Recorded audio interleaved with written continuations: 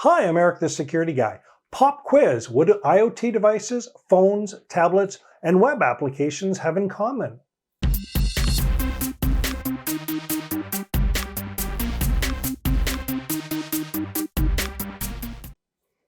One of the most significant changes since the 1990s has been the massive shift of personal information from paper to electronic form.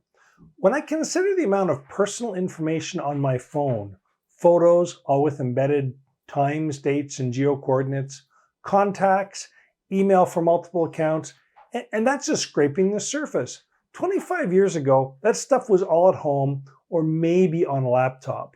Now it's in my pocket, along with data from a few hundred apps, maybe even more. When I play a game, what data does it send to the developers? Then there's this smart device in my living room, another in my kitchen.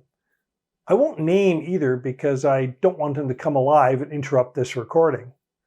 They're obviously listening for the names, more accurately called wake words, but when I ask questions, what they hear is sent to the cloud for processing. And what do the web applications I use actually know about me? We know that Facebook is rather intrusive and gathers data from visits to other sites that participate in Metapixel.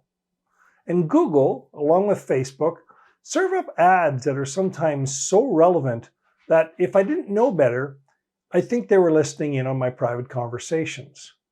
It's uncanny. What do they have in common? Well, they all collect massive amounts of personal information, but it's difficult to know exactly what they collect and what they do with it. Well, it's easy to point the finger at consumers and say they consented. Is that consent really meaningful when even security and privacy experts struggle to understand what these companies are actually doing? Vague information is often buried in long, complex documents that nobody actually reads. And if you do take the time to read them, they're vague and often lack details. Some companies are trying to help. For example, Apple's App Store now contains a link to each developer's privacy policy and a summary of information collected. For example, the iPhone App Store indicates that the TikTok app uses contact info and identifiers to track users, and lists type of data that may be collected and linked to my identity if I use the app, including purchases, location, contacts, search history, identifiers, diagnostics, financial info, contact info, user content, browsing history, and usage data. While I don't have TikTok installed on my phone, I obviously use YouTube, which, interestingly enough, collects very similar data, according to Apple. Google has added similar information to the Google Play Store, and both companies deserve credit for providing this to their customers. But most IoT devices and web applications are anything but clear. Other models exist to inform consumers. The EnerGuide program allows consumers to compare the energy performance of different household appliances. Cars have safety ratings.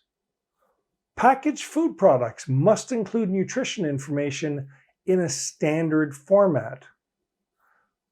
Privacy is more complex than counting carbs or testing the amount of electricity a product uses. But simple questions can reveal important information. Exactly what data is collected, and is it optional? Is data encrypted at rest? Are all chats and calls encrypted end-to-end, or does the developer have access? What information is sent to the developer? Are backups encrypted, and if so, who controls the keys? Can the vendor bypass security features? Consumers have a right to know how their information is being collected, used, and protected. And to enable informed decisions, the information should be easy to find and presented in a standard format. Thanks for watching. Please help me out by liking this video and subscribing to my channel. If you have any questions, comments, or suggestions for future videos, please feel free to leave them below. I'd love to hear from you. See you tomorrow.